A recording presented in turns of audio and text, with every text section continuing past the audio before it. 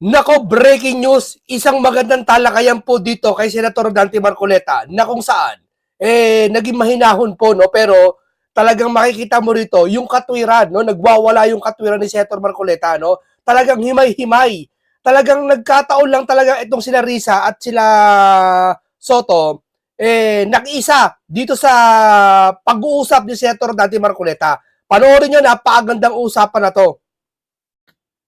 Meron po bang pag-aaral na ginawa, masusing pag-aanalisa na ang kabawalan lamang ay nahangga sa second civil degree of consanguinity or affinity na napalitaw na kapag ka third degree halimbawa o fourth degree, wala nang masyadong evil na ina-address.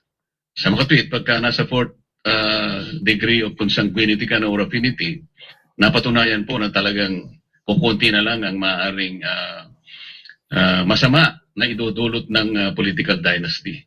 Nagkaroon po tayo ng masinsinang pag-aanalisa o mayroong nagawang isang pag-aaral na talagang nakita natin.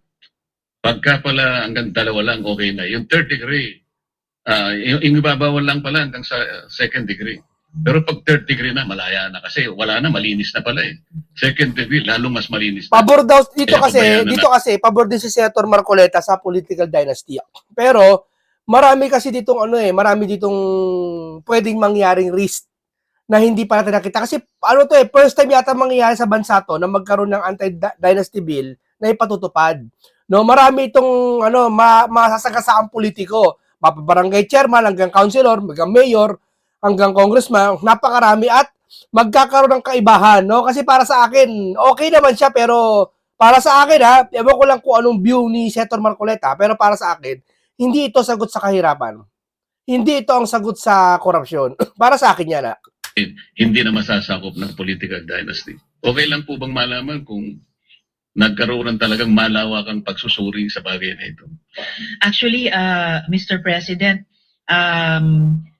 una wala namang claim na na wala nang evil, no? Wala nang harm yung involved sa fourth degree dynasties.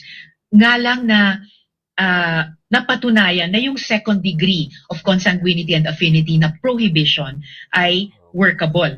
Binasa nga po namin sa position paper ng COMELEC na nagsabing may administrative difficulties in enforcing beyond the second degree.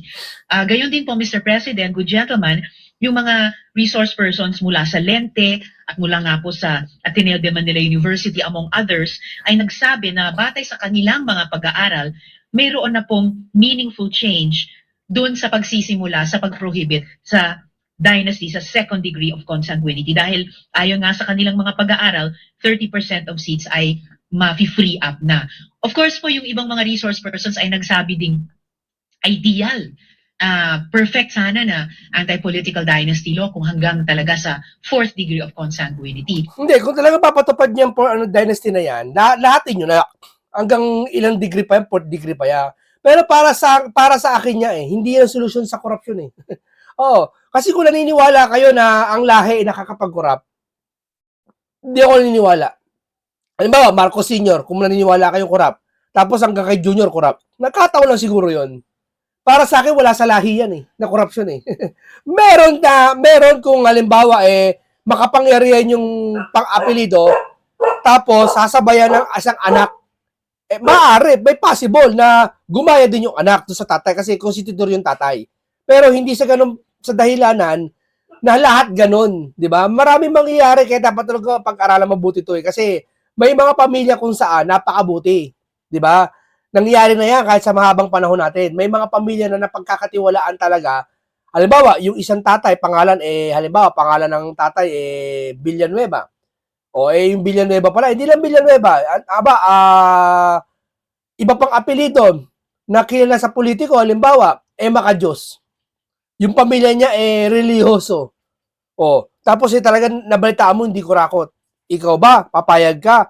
Hindi masundan yung isang tatay na hindi kurakot ng isang anak na hindi kurakot din, ay hindi papayag ang taong bayan. Kaya nga mas maganda pag-aralan mabuti yan Lamang, sabi din nga po ng COMELEC, pag lumampas tayo sa second degree, kahit third degree or lalo na fourth degree at this point in time, sa unang anti-political dynasty bill na hari nawa maipapasa natin into law, na baka ma-overwhelm yung electoral system natin. Doon pa lamang sa pag-check at counter-check ng mga birth certificates, certificates of marriage, of Senomar, doon sa mga mapaghihinalaan na mag-e-establish ng dynasty relationship. Kung sila ay sabay-sabay o di kaya overlapping na tumakbo o magsilbi sa ating gobyerno, Mr. President. Kaya siguro, yung isa pang punto dito sa tanong ng good gentleman, Mr. President, ay nabanggit ko rin dun sa sponsorship speech na ang isang batas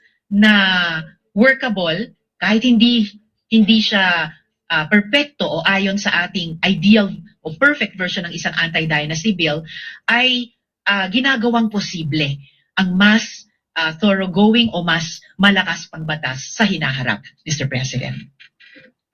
So, Madam Sponsor, talagang kaya lang natin sinet lang sa second degree of consanguinity and affinity para lang maumpisahan natin. Isa po yun, Mr. President, para maumpisahan, pero sa isang hakbang na hindi lang for compliance, hindi isang hakbang na walang kwenta, pero may kwenta naman. Dahil nga po sa mga pag-aaral ng ASOG, ng Lente, na kahit hanggang second degree lang muna ang maisabatas, 30% na, 3 na sa bawat 10 elective positions ay mafi-free up, Mr. President. At wala pong nagpipigil sa mga susunod na kongreso na batay sa karanasan dito sa isang unang batas at mga leksyon natin dito, evaluation sa implementasyon nito, ay mag-file ng mga susunod na panukala na mag-aamyenda at magpapalakas pa po dito, Mr. President. Mr. President, Madam Sponsor, sa Section 3 pa rin ng bill, paragraph D, define po natin yung partnerships without the benefit of marriage Yan. as referring to common law relationships between two persons who cohabit, declare, or present themselves to the public as a couple without marriage.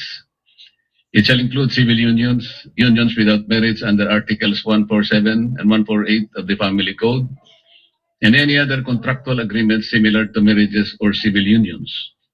For purposes of this act, parties in a partnership without the benefit of marriage shall be treated as spouses, as defined above. Madam Sponsor, what is the rationale of this provision and why was it included in the definitions? The rationale of the prohibition, Mr. President, at kaya isinama po ito dito sa panukala ay dahil bukod po sa mga couples na mag-asawa, kasal sa simbahan o sa civil man, mayroong long-term, years-long committed partnerships, nagko-cohabit sila, and therefore, yung usapin ng impluensya, bukod pa sa resources na maaring gamitin nilang mag-couple na nagko-cohabit sa isang matagal ng committed partnership, ay maaring mag-operate din bilang isang dynastic relationship. May Mr. President. the chair interject, no? Yes, Mr. President. Kuwarik, singit-singit pa to. Alam mo talaga, marami alam no? You are practically answering a question I posed many years ago in 1995, because we were tackling already the anti-political dynasty in 1995, and Senator Orly Mercado. Lagi siya nagbabanggit ng mga sinauna, no? Pasim yun. Lagi siya nagbabanggit na para palabasin na marigaling siya, para palitawin na mahusay siya, marami siyang alam. Gumawa ka sa sarili mo. Was sponsoring it.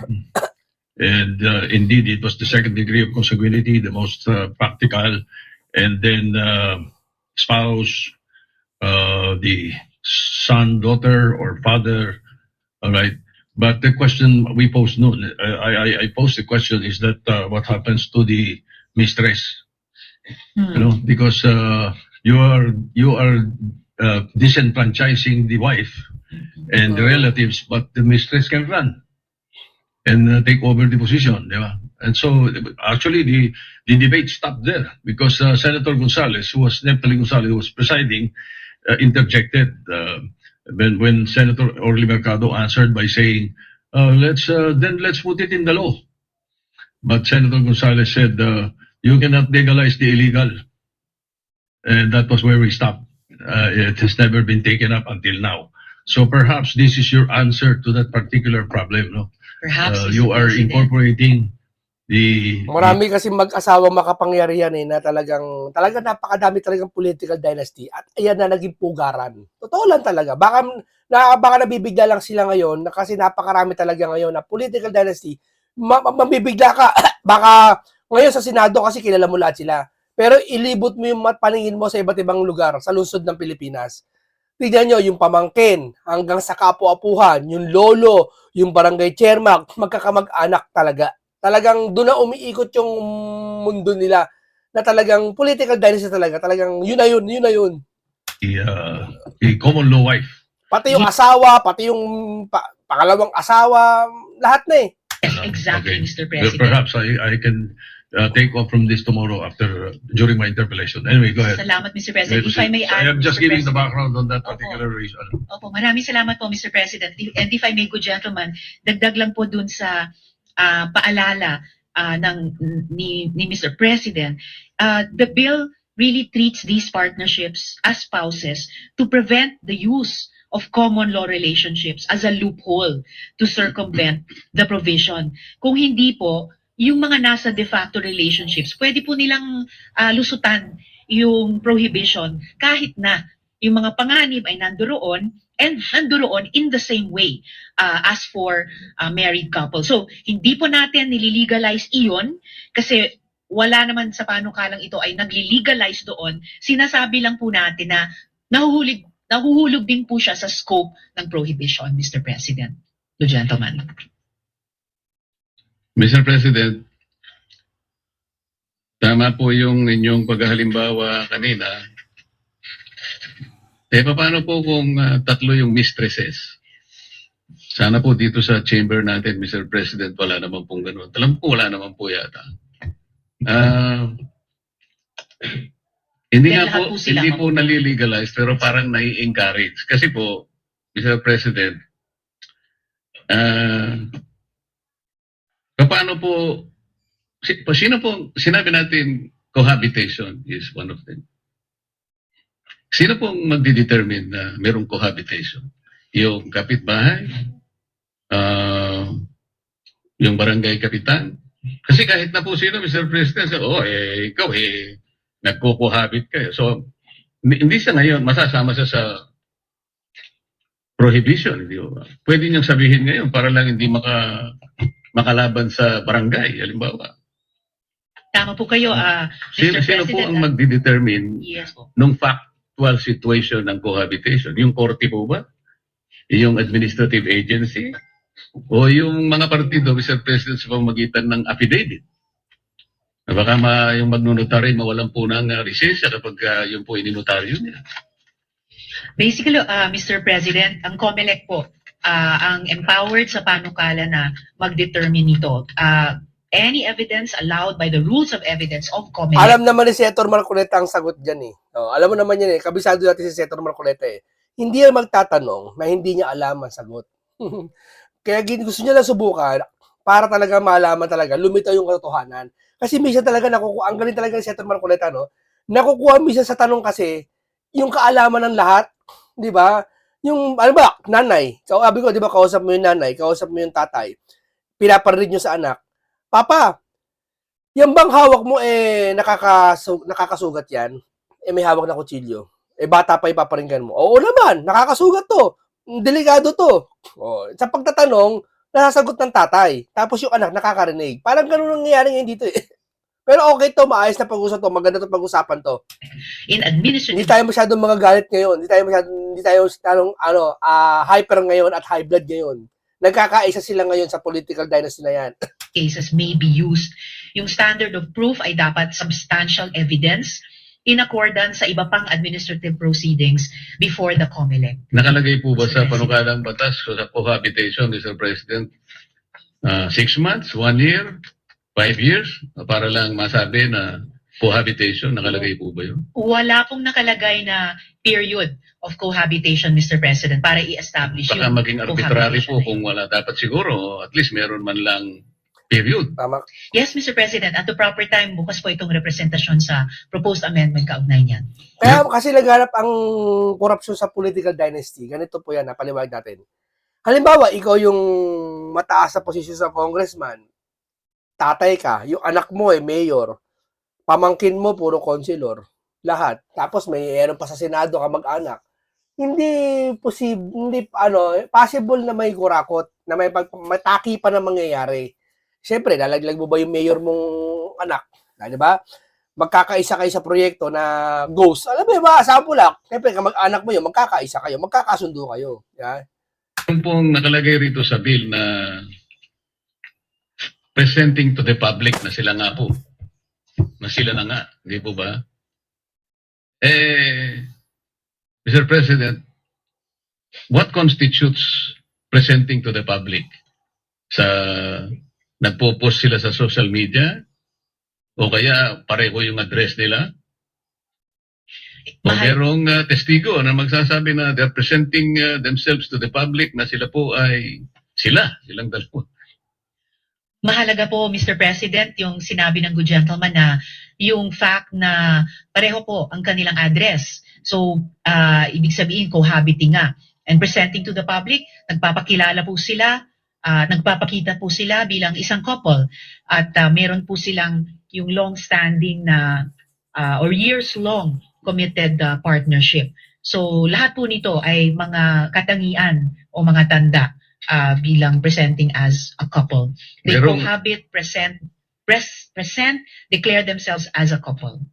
Meron pong kaiba yung sitwasyon yan, Madam Sponsor, Sir President. Paano kung sinabi naman ng isa, bakit kinakalat mong tayo? Hindi naman naging tayo sino po ngayon ang magdi-determine kung sino nagsasabi ng totoo? Pwede kasi siyang gumanti.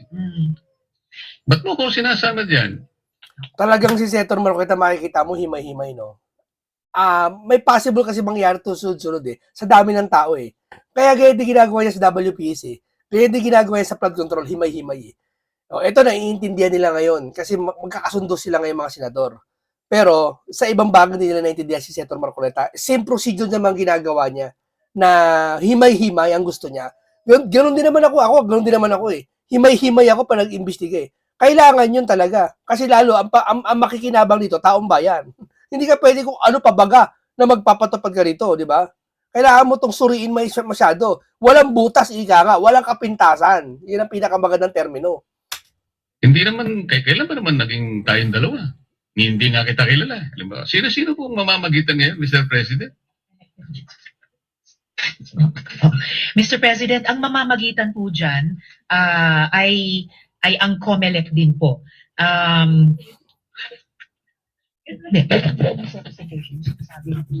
Kasama tayo din. Hindi ba yun sa section? Yes. Yes. Yes. And Mr. President, ang magiging gabay po sa paglinaw niyan ay nasa section 8 na other grounds for cancellation of certificate of candidacy or nomination. Talagang kinabinasa ni Risa talaga tungkol diyan no sa political na yan. Bakit niya ba ba talaga meron?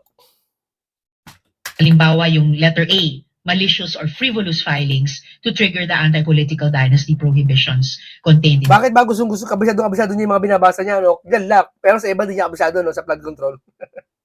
Bakit gustong-gusto ba talaga political? Hindi, tama naman, maganda naman yung political dynasty sa napapanahon kasi na kailangan na.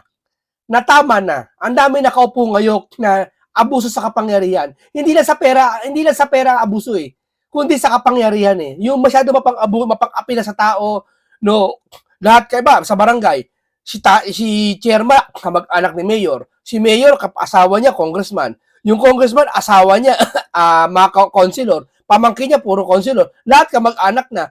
Yung tao na magrereklamo hindi makaporma, natatakot. Bakit? Isang pamilya kakalabanin mo puro politiko 'di ba? Alam mo parang nangyayari sa pelikula, lahat na lang kapangyarihan niyo tapos abusado pa kayo hindi makaangal yung tao sa inyo lahat kayo kampi-kampi sino kakampi ng taong bayan, 'di ba? may ganun eh. May ganun. Sa politika talagang dynasty na talaga. Talagang dinastiya na eh. No, kaya tanggalin na yon. Napapanahon na siguro talaga ngayon. Ngayon.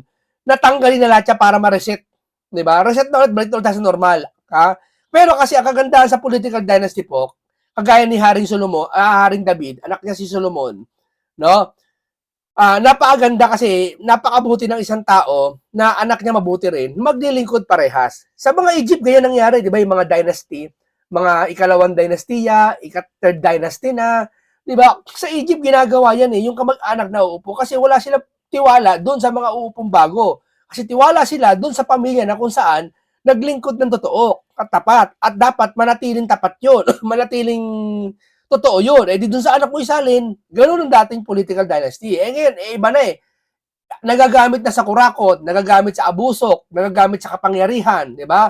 Power tripping. Alam mo yun, sabihin eh, dapat natanggal na papanahon na talaga. Act. So, pinagbabawal din po yung ganyang mga pagsisinungaling tungkol sa sino mang nagpa-file ng Certificate of Candidacy, Mr. President. Kaya po kasi ako nagbibilabor dito sa isyong ito, Mr. President, Madam Sponsor.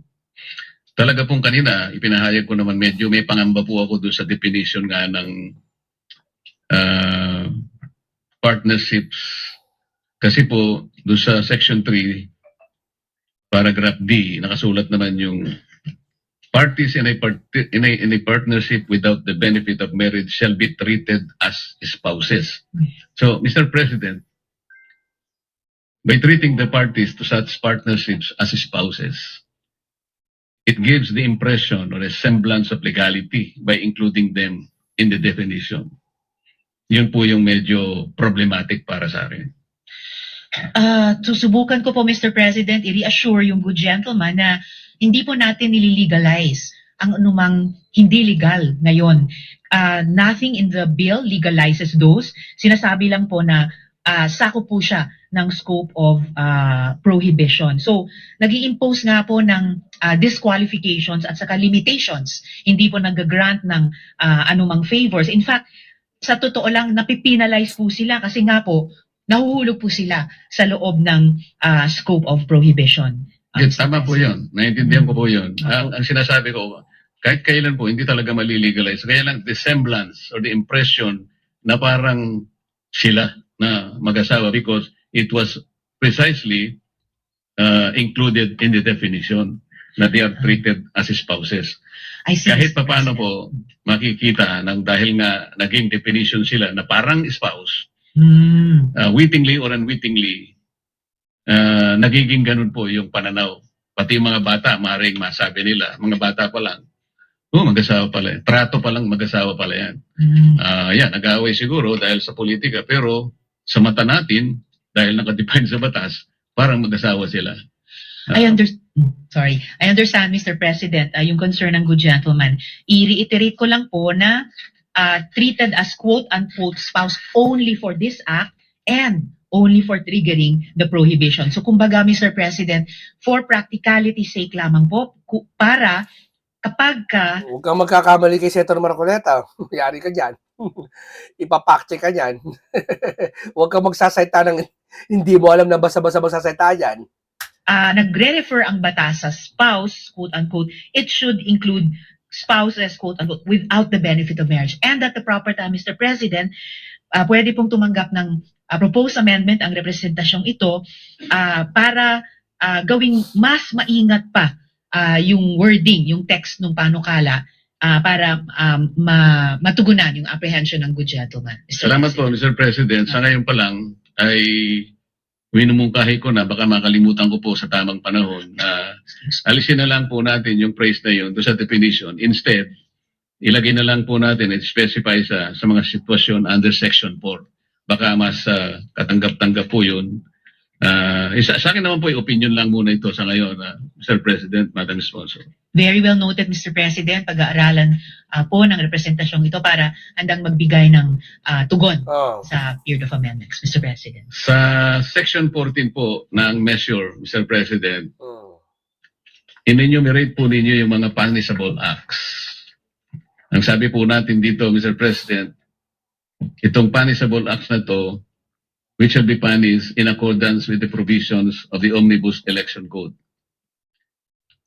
Which provisions under the Omnibus Election Code will apply as to paragraphs D, F, and G of Section 14? Sections we see sa DFNG. We are getting the specific provisions of the Omnibus Election Code, Mr. President. Yun Para pong, makatugon. yun po munang paragraph D, Madam Sponsor, ay ito pong nakalagay, malicious or frivolous filings to trigger the anti-political dynasty prohibitions contained in this act. Yun naman pong letter F,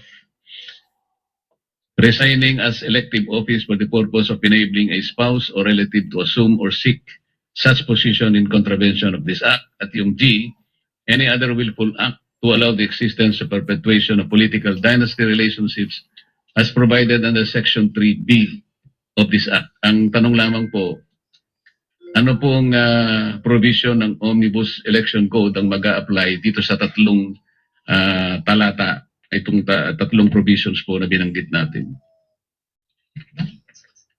Okay, thank you. Yes, Mr. President, and dito na po yung relevant provisions sa Omnibus Election Code.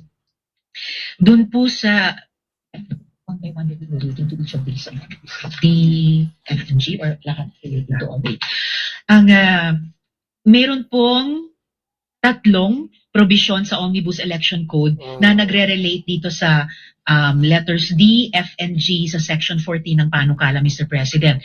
Una po yung Section 263 ng Omnibus Election Code, persons criminally liable, na nakasulat doon, the principals, accomplices, and accessories as defined in the revised penal code shall be criminally liable for election offenses if the one responsible be a political party or an entity, its president or head, the officials and employees of the same, performing duties connected with the offense committed, and its members who may be principals, accomplices, or accessories shall be liable, in addition to the liability of such party or entity. Pangalawa po, Mr. President, Section 264 ng Omnibus Election Code, penalties. Any person found guilty of any election offense under this code shall be Ang punished. galing ni Ma'am Reza dyan, no? Sana gawin mo yan sa flood control, ma'am. Dapat flexible ka bilang senador. O, sana gawin mo yan, ganyang kagalingan, na himay-himay lahat, napapaliwanag mo lahat. O, yung talino mo, gamitin mo sana sa flood control. Imprisonment of not less than 1 year, but not more than 6 years, and shall not be subject to probation. In addition, the guilty party shall be sentenced to suffer disqualification, to hold public office, and deprivation of the right of suffrage. If he is a foreigner, he shall be sentenced to deportation, which shall be enforced after the prison term has been served.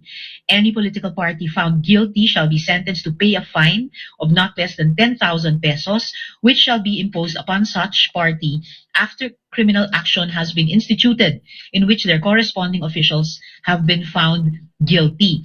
In case of prisoner or prisoners illegally released from any penitentiary or jail during the prohibited period as provided in Section 261, paragraph N of this code, the Director of Prisons, Provincial Warden, Keeper of the Jail or Prison, or persons who are required by law to keep said prisoner in their custody shall, if convicted by a competent court, be sentenced to suffer the penalty of prisión mayor in its maximum period if the prisoner or prisoners so illegally released commit any act of intimidation, terrorism, or interference in the election. Any person found guilty of the offense of failure to register or failure to vote shall, upon conviction, be fined 100 pesos.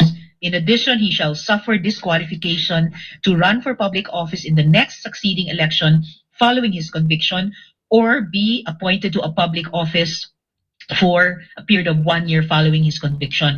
And lastly, Mr. President, Section 265, prosecution.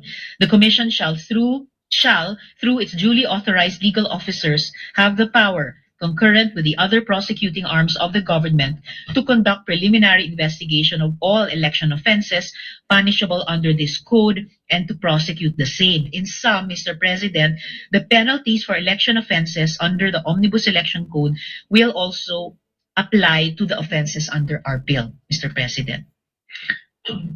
Mr. President, I took note of those provisions. These are all encompassed under sections 263 and 264 of the Omnibus Election Code. But I also note, Mr. President, that these offenses only apply as defined under the election code. To my mind, Mr. President, the election code does not yet cover the prohibition on political dynasty relationships. That's the problem then. Magaling talaga si Senator Marcoleta. Talagang maraming alam. Hindi lang isa sa alam niya. We can add. Mr. President, ina-aver po nitong representasyon ito na we can add to election offenses. At ito nga po yung isang layunin ng panukalang ito. Gusto ko pong makita yan sa mga susunod nating pag-uusap tungkol dito by way of, let's say, amendments para lang po maging malinaw na talagang itong mga sinasabi nating prohibited acts, swak na talagang merong katapat na parusa na hindi sila makakaiwas. Tama. Kanina po, Mr. President, Madam Sponsor, naipahayag ko na talaga yung aking agam-agam. Hindi dahil sa ayaw ko itong political dynasty. Sa katotohanan po, Mr. President, nung ako po ay nasa... Ako gusto ko yan kasi napapanahon ngayon. Pero may mga talagang ayoko siya magpatuloy. Pero sa panahon ngayon, na laganap ang mali-maleta na yan, at pag hindi, kahit ma-resolve mo itong maletan to, patuloy pa rin yung kurakot na yan eh. Kailangan maputol na yan, mawala na yung mga magkakasabot dyan, na magkakamag-anak dyan, di ba?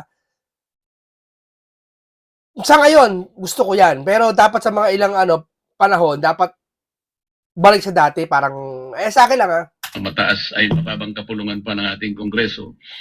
Meron po akong bill talaga ng political dynasty. Ako lamang po yata ang nakapag-file. Hindi ko na po malaman kung anong Congress yun. Nakakalungkot pang iulat sa inyo, Mr. President. Hindi man lang po na agenda. Kaya ako po lungkot na frustrated ako talaga. Nabasa lang po on first reading, Mr. President. Hindi man lang po na agenda.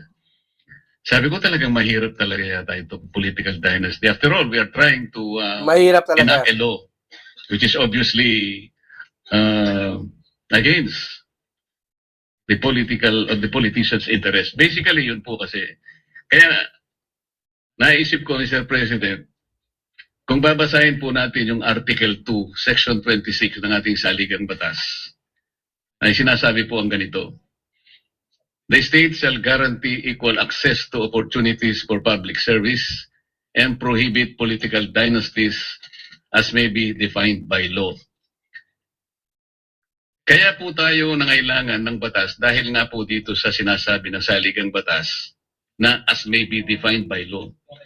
Pero Mr. President, kung sakasakaling magkaroon ng pagbabago sa ating saligang batas, ang gagawin lang po siguro natin, aalisin natin yung as may be defined by law. Doon sa amendment sa Constitution, sa Article 2, Section 26, ipiperiod na natin doon sa and prohibit political dynasties. Full stop. Para sa ganun, hindi na natin kakailanganin batas. Sa ganung sitwasyon, Mr. President, this provision will become self-executory. It will not need any law. Kung sakaling magkahirap mabibilaw ka dyan si Risa. Abogado yung kausap mo. tayo, Madam Sponsor, ito na lang po siguro yung pinakahuli na barahan natin. Kung sakali lang naman, hindi natin mailusot. Gusto ko pong ilusot talaga ito.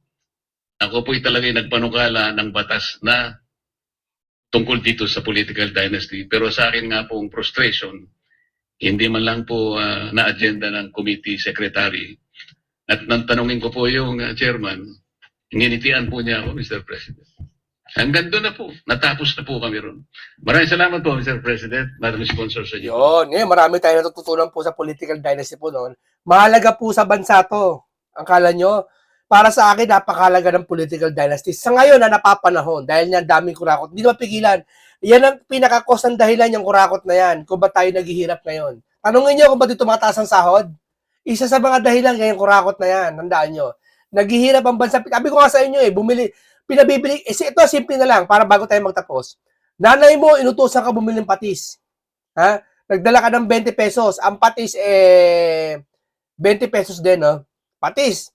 Ngayon, bago ka makabili sa paroroonan mo, kinurakot ng pinsan mo kasi kakilala mo eh. Tol, baka naman pakurakot 5 piso. Hindi, 15 na lang.